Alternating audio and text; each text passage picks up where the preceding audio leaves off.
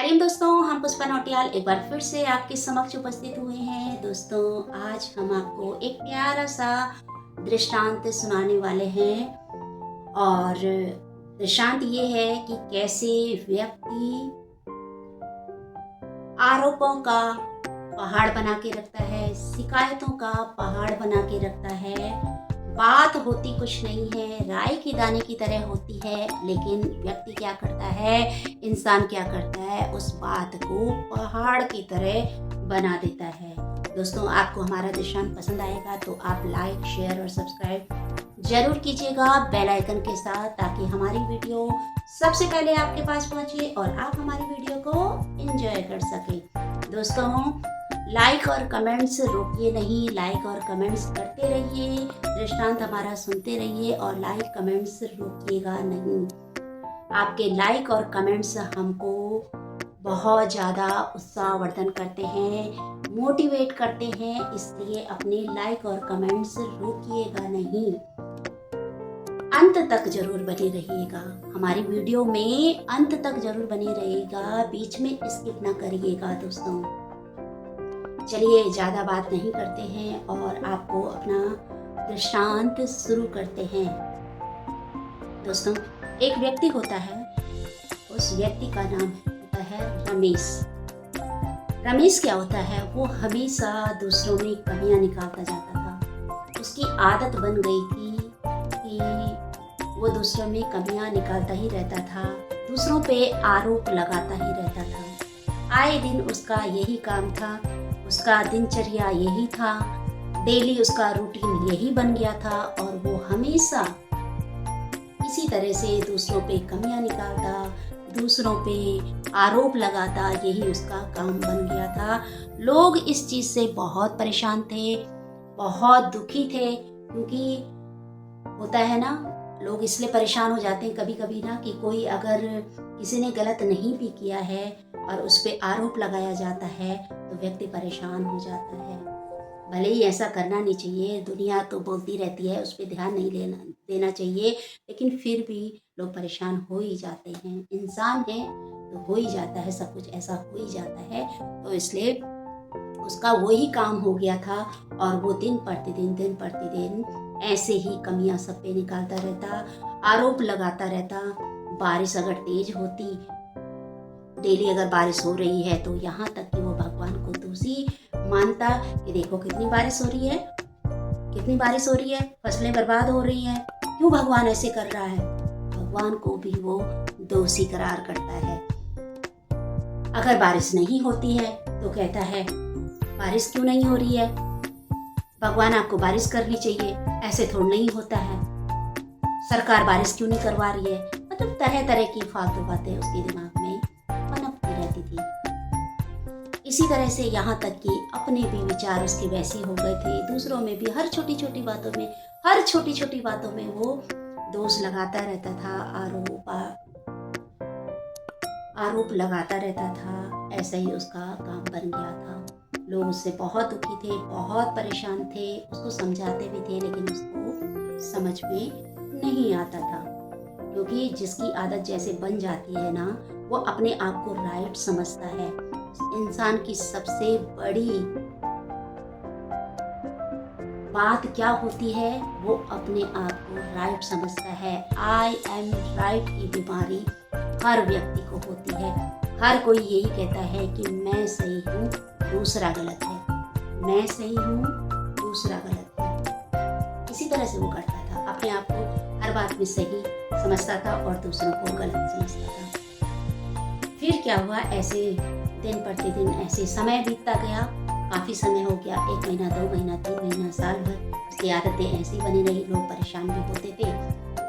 एक बार उनके यहाँ एक संत जी आए उस गांव में, और संत जी को पता चला, लोगों ने सारी बातें संत जी को बताई कि ये व्यक्ति ऐसा करता है, रमेश नाम का व्यक्ति है और ये हमेशा ऐसी ऐसी बातें करता है, सब लोगों को इसने दुखी करके रखा हुआ है, क्या करें संत जी, बहुत परेशान हो गए हैं हम लोग। तो संत जी मुस्कुराते हैं, संत जी कहते हैं कोई बात नहीं, हम उनसे मिलेंगे और उनसे बात करेंगे।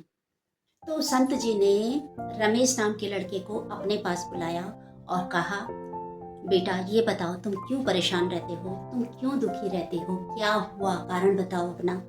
उसने सारी बात बताई। उसने कहा, संत जी इस दुनिया में सब लोग गलत हैं, सबकी सोच गलत है, सब लोग सब गलत करते हैं, गलत बातें करते हैं, उनकी क्रियाएं प्रक्रियाएं सब गलत होती हैं। अब ऐसे में बताइए संत जी, मैं क्या कर सकता हूँ, बताओ। सारी दुनिया तो गलत है, इसीलिए मैं परेशान रहता हूँ। कोई बात सुनने को तैयार ही नहीं होता है, कोई बात समझने को तैयार ही नहीं होता है। तो संत जी मुस्कुराए और संत जी ने कहा, बेटा तुमने अपने मन में शिकायतों का, आरोपों का पहाड़ बना के रख दिया है। तुम उस बात को नहीं समझ पा रहे हो। हम जैसा सोचते हैं वैसी वैसी हमारी दृष्टि बन जाती है, और जैसी जैसी हमारी दृष्टि बनती है वैसी वैसी हमारी सृष्टि बन जाती है, वैसे वैसे हमें दिखाई देता है। तो तुमने अपने मन में इस तरह का बना दिया, अपने मन को शिकायतों का, आरोपों का पहाड़ बना के रख दिया। तुम्हें अब कुछ नजर नहीं आ रहा है, तुम देखना ही नहीं चाहते हो, तुम खुद नहीं समझना चाहते हो, और तुम दूसरों पे आरोप लगाते हो। तो बेटा ऐसा करो कि आप दूसरों की गलतियों को ना देखो, दूसरों पे आरोप ना लगाओ।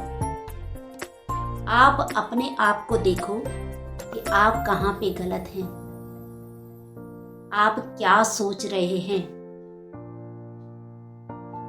कहीं आप तो गलत नहीं सोच रहे हैं, कहीं आपकी दृष्टि तो गलत नहीं जा रही है, कहीं आपका मुख तो गलत नहीं बोलता है, कहीं आपने गलत तो नहीं सुना है। ये चेक करो अपने आप को। और जब तुम अपने आप को ऐसे चेक करने लगोगे ना कि शायद हम ही गलत सोच रहे हैं, हमारे ही अंदर ये गलत बातें आ रही हैं, तो तुम्हें फिर दूसरा कोई गलत नजर नहीं आएगा। बेटा एक बार कोशिश करके देखना, बस हमारे कहने पे सिर्फ एक बार कोशिश करके देखना, और तब बताना हमको कि क्या बात है, तुमने क्या फील किया। उसे बात सही लगी, उसे बात सही लगी, और वो वैसे ही करने लगा जैसे संत जी ने कहा। कोशिश की, कोशिश करने वालों की कभी हार नहीं होती। तो उसने कोशिश की, एक बार नहीं हुआ, दूसरी बार में नहीं हुआ, तीसरी बार में नहीं हुआ, चौथी बार में नहीं हुआ, लेकिन एक समय ऐसा आया कि वो कर पाया। उसने देखा, उसने अपने आप को चेक किया कि नहीं, हमारी ही गलत सोच थी, हम ही गलत कह रहे थे, हम ही गलत बोल देते थे, हम ही गलत सुन लेते थे। कोई अच्छा बोलता था लेकिन हम उसको दूसरे तरीके से ले लेते थे, इसलिए हमें दूसरा व्यक्ति गलत लगता था, इसलिए हम आरोप लगाते थे, और उसका जीवन सरल और सहज और अच्छा होने लगा। दोस्तों, इस कहानी से हमें यह शिक्षा मिलती है कि दुनिया हमें जैसे दिखती है,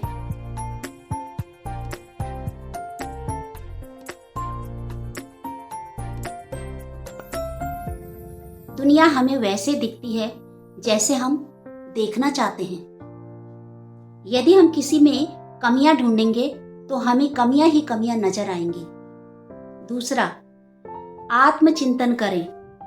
दूसरों को दोष देने से पहले अपनी गलतियों पर विचार करें, और यह सोचना चाहिए कि क्या कोई गलती हमारी तो नहीं है।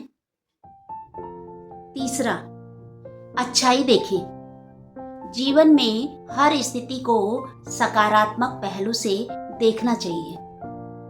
ऐसा ही महत्वपूर्ण है और इसी से मन भी शांत होगा और हमारे जीवन में खुशहाली भी आएगी।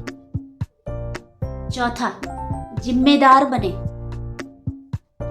अपनी समस्याओं के लिए दूसरों को दोषी ठहराने के बजाय हमें अपनी जिम्मेदारी खुद लेनी चाहिए और समाधान खोजने की कोशिश करनी चाहिए। दोस्तों, आपको हमारा दृष्टांत कैसा लगा कमेंट्स में जरूर लिखिएगा। अच्छा लगे तो लाइक, शेयर और सब्सक्राइब जरूर कीजिएगा। नए हैं तो अभी ज्वाइन कर लीजिएगा बेल आइकन के साथ। आपका बहुत बहुत धन्यवाद हमारे साथ जुड़े रहने के लिए। आप सभी का हमारे चैनल पुष्पा भक्ति रस में बहुत बहुत स्वागत है, अभिनंदन है, स्नेह है, प्रेम है। थैंक यू सो मच हमारे साथ बने रहने के लिए। Thanks a lot. दिल से आप सभी का आभार प्रकट करते हैं। हरिओम। Thank you.